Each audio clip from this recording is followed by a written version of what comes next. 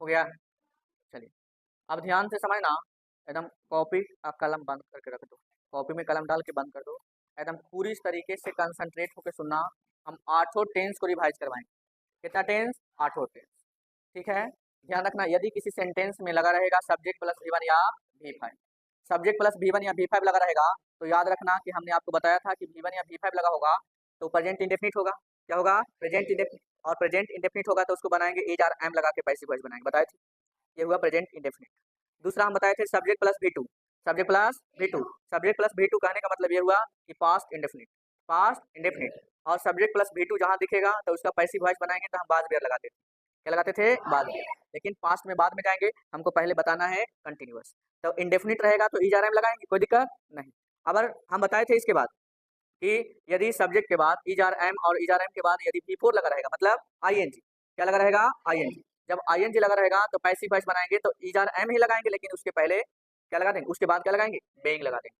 क्या? बेइंग। अर्थात is R M के साथ अगर V4 लगा रहेगा तो हम बेइंग लगा के पैसिव वॉइस बनाएंगे, कोई दिक्कत नहीं। उसके बाद बताए थे प्रेजेंट परफेक्ट। क्या बताए थे? Present perfect. प्रेजेंट परफेक्ट में हम बताए थे हैज हैव लगा होता था। क्या? Has have. जब हैज हैव लगा रहेगा तो पैसिव वॉइस बनाएंगे तो हैज हैव के बाद क्या लगाते थे? बिन। क्या लगाते थे? बिन। जितना हम बोल रहे हैं इतना ही चीज को तुमको ध्यान में रखना है पैसिव वॉइस बनाते समय, समझ में आया? और हैज हैव लगा रहेगा तो बिन लगा देंगे, बिन के बाद बाकी तो जान ही रहा है तुम क्या लगाना है, कोई दिक्कत नहीं। तो ये हो गया क्या? परफेक्ट। हम बताए थे कि जितना भी परफेक्ट कंटिन्यूअस होता है उसका पैसिव वॉइस नहीं बनता है, ठीक है, नहीं बनता है, या कभी बनेगा भी तो उसका यूज नहीं होता है, कोई दिक्कत नहीं। चलो आगे। उसके बाद पास्ट इंडेफिनिट में सब्जेक्ट प्लस V2 रहेगा तब हम क्या लगाएंगे? बाद बेयर। क्या लगाएंगे? बाद बेयर। पास्ट कंटिन्यूअस में आएंगे तो ठीक उसी प्रकार बनता है जिस प्रकार प्रेजेंट कंटिन्यूअस बनता है। तो प्रेजेंट कंटिन्यूअस में इज और एम के बाद बेयर, इज और एम के बाद V4 लगा होता था, बताए थे कि नहीं? तो इसमें बाद बेयर के बाद क्या लगा रहेगा? V4। और हमने ये भी बताया था कि इज और एम का पास्ट होता है क्या? बाद बेयर। इज और एम का पास्ट रूप क्या होता है? बाद बेयर। ठीक है, तो बाद बेयर के बाद V4 लगा रहेगा तो इसमें भी हम बेंग लगा के पैसिव वॉइस बनाएंगे, कोई दिक्कत नहीं। अब आ गया पास्ट परफेक्ट। क्या? Past perfect. तो पास्ट परफेक्ट में सब्जेक्ट प्लस हेड रहेगा, हेड के बाद क्या रहेगा? V3। सब्जेक्ट प्लस हेड और हेड के बाद V3।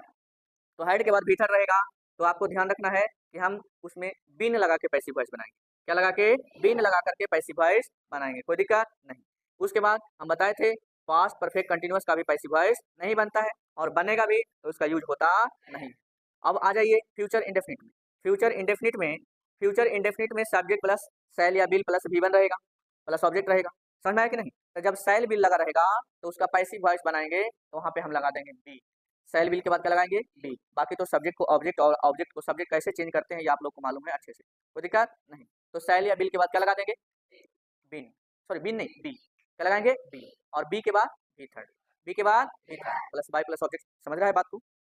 उसके बाद एक और बचा कंटिन्यूअस, फ्यूचर कंटिन्यूअस। तो फ्यूचर कंटिन्यूअस का भी पैसिव वॉइस नहीं बनता है, फ्यूचर कंटिन्यूअस का भी पैसिव वॉइस नहीं बनता, इसीलिए फ्यूचर कंटिन्यूअस का हम आपको अभी नहीं बताए, कोई दिक्कत? लेकिन अभी एक टेंस और बच रहा था ना, फ्यूचर परफेक्ट।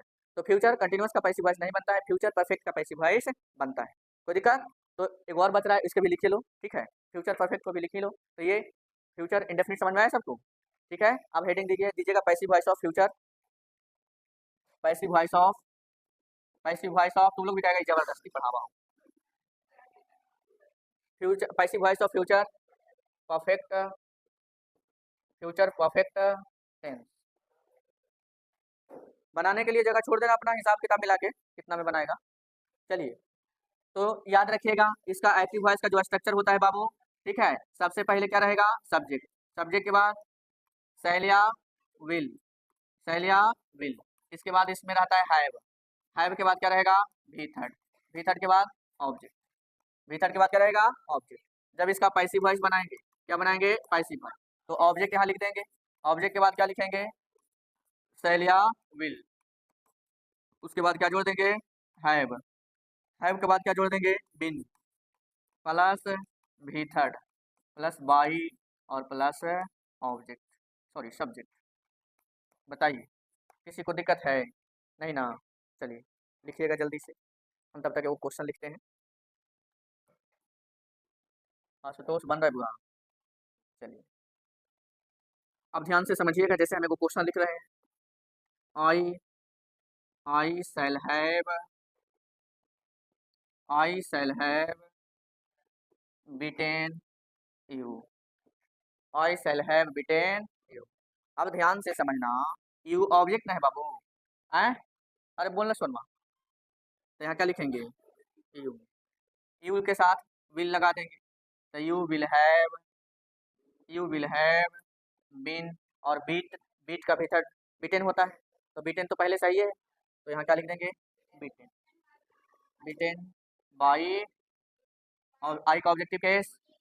बताइए किसी को समस्या यहाँ तक, आगे बढ़ें। ठीक, तब तक हम क्वेश्चन लिख देते हैं घर से बनाने के लिए। इसमें निगेटिव नहीं बना लगा, हाँ, शैल हैव के बाद क्या लगा देंगे, नॉट, शैल हैव के बाद नॉट, बिन के पहले नॉट लगेगा, समझ में आया कि नहीं। चलिए चलिए आगे, और नहीं तो फिर हम अगले अगले क्लास में बताइए करेंगे, टेंशन मत लो। लिखेंगे you will have, you will have, you will have a eaten a mango, eaten a mango. Next, they they will have, they will have learning, sorry learned, learned Hindi, learned Hindi.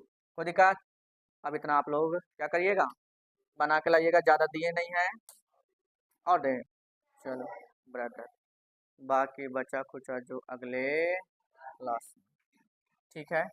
लिखा गया सबको, लिखा गया ना। तो अब जो है, अब सबको कब आना है, आज छुट्टी होगा तो बुधवार को, कितना तारीख, बुधवार को कितना तारीख, 29 तारीख ना, 29 तारीख को सबको आना है, सबको नहीं आना है, सबको आना है, नहीं सबको आना है,